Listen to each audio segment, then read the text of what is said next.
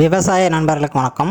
இன்றைக்கி நம்ம என்ன பார்க்க போகிறோம் அப்படின்னா, நம்ம ஊசி போகிறதுக்கு ஒரு டாக்டரை கூப்பிடுவோம். அவர் ஒரு குடுவை மாரி ஒன்று தூக்கிட்டு வருவார். தூக்கிட்டு வந்துட்டு அதுக்குள்ளே இருந்து ஃப்ரோசன் செம்மனை எடுத்து மாட்டுக்கு ஊசி போடுவார். ஓகேவா? இதெல்லாம் நமக்கு தெரிஞ்சுது. இப்போ இந்த வீடியோவில் சொல்லக்கூடிய விஷயம் அப்படிங்கிறது, உங்கள் வீட்டுக்கு ஊசி போட வரக்கூடிய அந்த ஏஇ டெக், அவரை ஊசி போட வர டாக்டரை கூட சொல்லுவாங்க. ஒரு சில ஏரியாவில் ஒரு சில மாரி சொல்லுவாங்க. ஓகே, அப்படி ஊசி போட வரவர் இதையெல்லாம் பண்ணுறாரா அப்படிங்கிறத செக் பண்ணுங்கள். அப்படி அவர் அதையெல்லாம் பண்ணலை அப்படின்னா, ஏன் இதை பண்ணலை, இதனால் கூட மாடு சேனை நிற்காத போகிறதுக்கு வாய்ப்பு இருக்குதுல்ல அப்படின்னு சொல்லி கேள்விகள் நீங்கள் கேட்க ஆரம்பிக்கும் பொழுது அது ஒரு மாற்றத்தை கொடுக்கும். இந்த வீடியோவை நீங்கள் ஃபுல்லாக பாருங்கள். கண்டிப்பாக அந்த ஒரு கேள்வியை நீங்கள் கேட்பீங்க. உங்கள் வீட்டுக்கு வரவங்க முக்கால்வாசி பெரும்பாலான டாக்டர்ஸ்க்கு பார்த்திங்கன்னா இதை ஃபாலோ பண்ணுறதே கிடையாது. ஓகேவா? ஸோ இந்த விஷயத்தை நீங்கள் பாருங்கள், ஆடியோவை கேளுங்க, உங்களுக்கு கிளியராக தெரியும். ஓகேவா?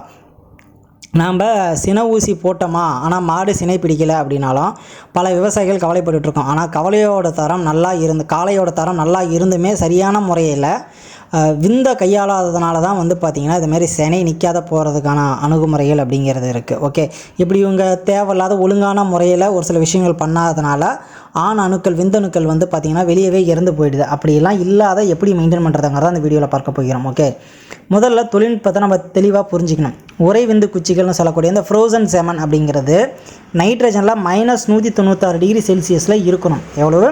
-196 டிகிரி செல்சியஸில் தான் வச்சிருக்கணும்.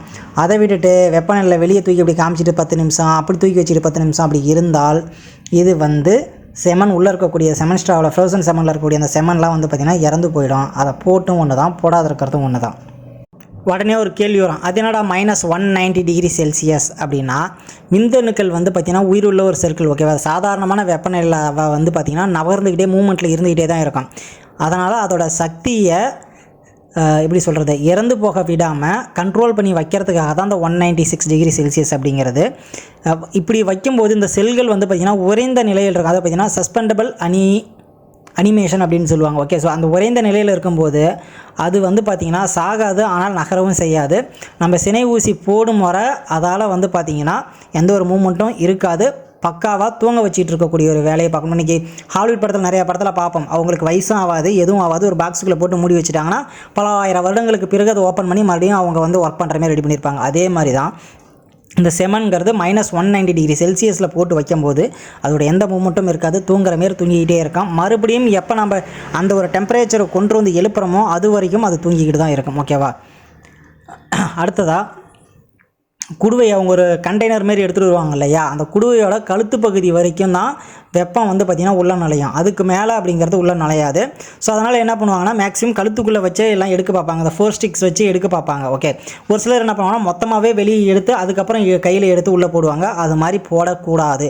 கழுத்து பகுதிக்கு மேலேயே செமன்ஸ் வரவே கூடாது. அப்படி வருது அப்படின்னா அதில் இருக்கக்கூடிய செமன் பார்த்திங்கன்னா டேமேஜ் ஆக போகுது அப்படிங்கிறதுக்கான ஒரு அறிகுறி. ஓகே, அடுத்ததாக அந்த கழுத்து பகுதிக்கு மேலே வந்தால் வெப்பநிலை அப்படிங்கிறது 100 டிகிரி செல்சியஸாக மாறி போயிடும்.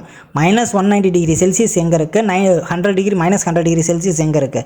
ஸோ 96 டிகிரி செல்சியஸ் டிஃப்ரெண்ட் வரதுனால செமன் பார்த்திங்கன்னா இறந்து போகிறதுக்கான வாய்ப்புகள் அப்படிங்கிறது ரொம்ப அதிகம். அந்த ஒரு டிகிரி செல்சியஸில் ஒரு கொஞ்சம் செகண்ட்ஸ் இருந்தாலே போதுமானது. 50% மேலே பார்த்திங்கன்னா சினைப்பிடிப்பதற்கான வாய்ப்புகள் அப்படிங்கிறது குறைஞ்சி போயிடும். மேலே ஒரு 5 வினாடிக்கு மேலே வச்சுருந்தா சுத்தமாக அவுட், அவ்வளோதான், வேலை முடிஞ்சிச்சு அப்படின்னு சொல்லி போயிட்டே இருக்க வேண்டியதான்.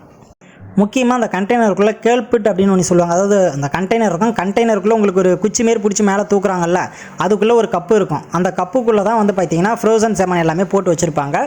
அது எப்பயுமே பார்த்திங்கன்னா நைட்ரஜன் கண்டென்ட் அதிகமாக இருந்துக்கிட்டே இருக்கணும். அப்போ தான் செமன் குவாலிட்டியாக இருக்கும். அது குறையும் போது அந்த குச்சிக்குள்ளே சுற்றி இருக்கக்கூடிய நைட்ரஜனும் குறையும். அப்போ சினை பிடிக்கக்கூடிய தன்மை அப்படிங்கிறது ஆட்டோமேட்டிக்காக குறைஞ்சி போயிடும்.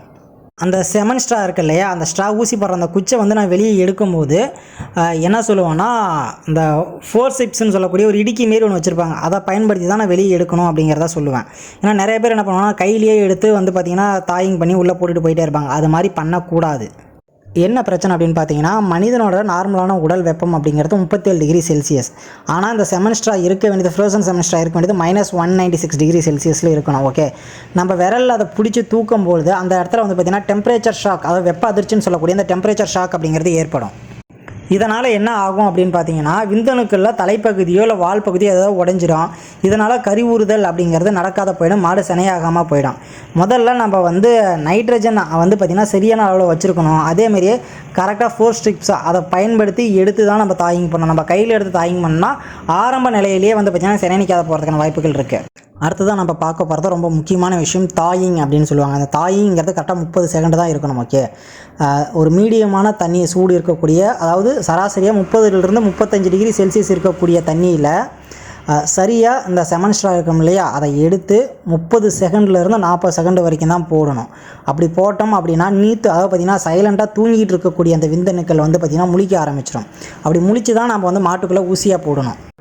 முதல்ல நம்ம அந்த கண்டெய்னரில் இருந்து செமன் ஸ்டிக்ஸை வெளியே எடுத்த உடனே காற்றுல ஒரு முறை கையில் எடுத்து அந்த குச்சை மட்டும் ஒரு உதறிட்டு அதுக்கப்புறம் தான் நம்ம தண்ணிக்குள்ளே போடணும். அப்படி போடும்போது 30 to 40 செகண்ட் வரைக்கும் வெயிட் பண்ணி மறுபடியும் எடுத்து நம்ம தாயிங் பண்ணி ஊசி போட்டோம் அப்படின்னா கண்டிப்பாக வந்து ரிசல்ட் அப்படிங்கிறது சூப்பராக இருக்கும். ஒரு சிலர் என்ன பண்ணுவாங்கன்னா கையில் எடுத்து அப்படி ஒரு உதறிட்டு கையில் பிடிச்சி ஒரு இழுவோ துணியில் வச்சு ஒரு இழுவோ இழுத்துட்டு உடனே வந்து பார்த்திங்கன்னா தாயிங் பண்ணி ஊசி போட்டு போயிட்டே இருப்பாங்க. அது மாதிரி பண்ணக்கூடாது. எதுக்குடா நீ கண்டெய்னர்லேருந்து எடுத்த உடனே உதற சொல்கிற அப்படிங்கிற ஒரு கேள்வி இருக்கும். எதற்காக உதற சொல்கிறோம் அப்படின்னா குச்சியோட நுனி பகுதியில் உள்ள ஒரு சில பகுதியில் நைட்ரஜன் இருக்கும். அதை நேராக நம்ம தண்ணியில் எடுத்த உடனே போட்டோம்னா அது வெடிக்கிறதுக்கான வாய்ப்புகள் இருக்குது. அப்படி உடனே வெடிச்சிருச்சு அப்படின்னா உடனே வந்து பார்த்திங்கன்னா இருக்கக்கூடிய செமன்ஸ் எல்லாம் அந்த இடத்துல நீத்து போயிடும். அங்கே நம்ம மாட்டுக்கு ஊசி போடுறப்போ ஒன்றுமே இல்லாத போயிடும். அதனால தான் முன்னே கண்டெய்னர்லேருந்து அந்த ஃப்ரோசன் செமன் ஸ்டிக்காக எடுக்கிறோம், ஒரு உதறோம், உதறிட்டு 30 டிகிரி செல்சியஸில் இருக்கக்கூடிய தண்ணியில் நம்ம வந்து அந்த செமன் ஸ்டிக்கை போடுறோம். கரெக்டாக 30 செகண்ட் to 40 செகண்ட் பார்க்குறோம், மறுபடியும் எடுக்கிறோம், நம்ம ஏஐ கன்னில் போட்டு கட் பண்ணிவிட்டு மாட்டுக்கு ஊசி போடுறோம். இதுதான் வந்து பார்த்திங்கன்னா சரியான முறை.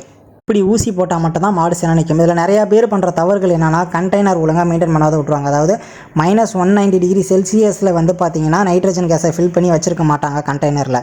ரெண்டாவது அந்த கேனிஸ்டரை வந்து பார்த்திங்கன்னா அந்த குச்சி மாரி உள்ள அந்த கேனிஸ்டரை ஃபுல்லாக வெளியே எடுத்து அதுக்கப்புறம் செமனை எடுத்துகிட்டு மறுபடியும் உள்ளே வைப்பாங்க. அந்த கேனிஸ்டரை ஃபுல்லாக வெளியே எடுக்கிறாங்கன்னா கரெக்டாக 5 செகண்டில் வந்து பார்த்திங்கன்னா அது வந்து 100 டிகிரி செல்சியஸ்க்கு போயிடும். 100 டிகிரி செல்சியஸில் போகும்போது அங்கேயே வந்து பார்த்திங்கன்னா பாதி செமன் அப்படிங்கிறது அவுட். ஓகே, விந்தணுக்கள் வந்து டேமேஜ் ஆகிடும். அடுத்ததாக என்ன பண்ணுவாங்க அப்படின்னா வெறும் கையில் எடுப்பாங்க. அந்த செமனை வந்து பார்த்திங்கன்னா ஃப்ரோசன் செமன் ஸ்டிக்ஸை வந்து பார்த்திங்கன்னா கையில் எடுப்பாங்க. கையில் எடுக்கும் போதே வந்து பார்த்திங்கன்னா பிரேக் ஆகிடும், டெம்பரேச்சர் ஷாக் ஆகிடும். அது மூலயமா விந்தணுக்களோட தலையோ அடிப்பகுதி ஏதாச்சும் ஒரு ப்ராப்ளம் ஆகி வந்து பார்த்திங்கன்னா அங்கேயும் செத்து போயிடும்.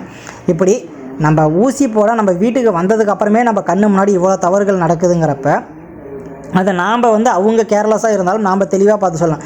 ஒரு சிலர் கை வச்சு பார்த்தா சுடுது, அப்போ வந்து போதுமான டெம்பரேச்சர்ம்பாங்க. கிடையாது, கை வச்சு பார்த்து சுடுதுன்னா அது வந்து 30 டிகிரி செல்சியஸ்க்கு மேலே இருக்குதுன்னு அர்த்தம். 30 டிகிரி செல்சியஸ் அப்படின்னு சொல்கிறேன் இல்லையா, இது வந்து பார்த்திங்கன்னா வெதுப்பாக கூட இருக்காது, அதை விட நார்மலாக தான் இருக்கும் அந்த டெம்பரேச்சர் தண்ணி அப்படிங்கிறது. ஸோ அதில் தான் நம்ம வந்து பார்த்திங்கன்னா 30 டிகிரி செல்சியஸ் அப்படின்னு சொல்கிறோம். ஓகேவா, அதாவது 30 செகண்டுன்னு சொல்கிறோம். நீங்கள் ஒரு 37 டிகிரி செல்சியஸில் போய்ட்டு 30 செகண்ட் வச்சிங்கன்னா அங்கேயே எல்லாமே செத்து போயிடும். ஸோ கரெக்டான டெம்பரேச்சரில் கரெக்டாக வச்சு தாயிங் பண்ணி ஊசி போட்டால் மட்டும்தான் மாடு செனை நிற்குமே தவிர அப்படியே டப்புக்குன்னு போயிட்டு அப்படியே எடுத்து டப்புன்னு போட்டோம்னாலாம் மாடு செனை நிற்காது. ஸோ இந்த ஒரு மெத்தடு உங்களுக்கு சொல்லணும்னு நினைக்கிறேன். அந்த ஃப்ரோசன் செமனை ஏஐ டெக்குகள், அதாவது ஊசி போடுறவங்களுக்கும் சரி, நீங்கள் இந்த வீடியோ பார்க்கக்கூடிய விவசாயிகளும் சரி, கரெக்டாக புரிஞ்சுக்கிட்டு நீங்கள் பண்ணீங்க. அவங்க பண்ணுறாங்களான்னு பாருங்கள். இல்லைனா ஏன் இதை பண்ணலன்னு நீங்கள் கேள்வி கேளுங்க. இந்த தடவை நீங்கள் கேள்வி கேட்குற, இந்த வீடியோ பார்க்குற நீங்கள் கேள்வி கேட்கலாம், நாளைக்கு இன்னொரு ஆள் கேட்குறாங்கன்னா ஆட்டோமேட்டிக்காக தாயிங்னு ஒரு மீட்டர் இருக்குது. அந்த மீட்டர் யூஸ் பண்ணி தண்ணியோட டெம்பரேச்சர் அது எத்தனை செகண்ட் ரன் ஆகுதுங்கிறதெல்லாம் பார்த்து ஊசி போட ஆரம்பித்தாங்கன்னா கண்டிப்பாக செனை நிற்கல் அப்படிங்கிற ஒரு பிரச்சனை அப்படிங்கிறது வரவே வராது. நம்ம மாட்டை குறை சொல்கிறத விட இவங்கள தான் நம்ம குறை சொல்ல வேண்டியது அதிகமாக இருக்குது. இவங்களால் ஆகக்கூடிய பிரச்சனைகள் தான் நிறையா இருக்கும். ஸோ வீடியோ பார்த்த நண்பர்கள் நன்றி. மறக்காமல் சேனலை சப்ஸ்கிரைப் பண்ணிட்டு நிறைய பேருக்கு ஷேர் பண்ணுங்கள்.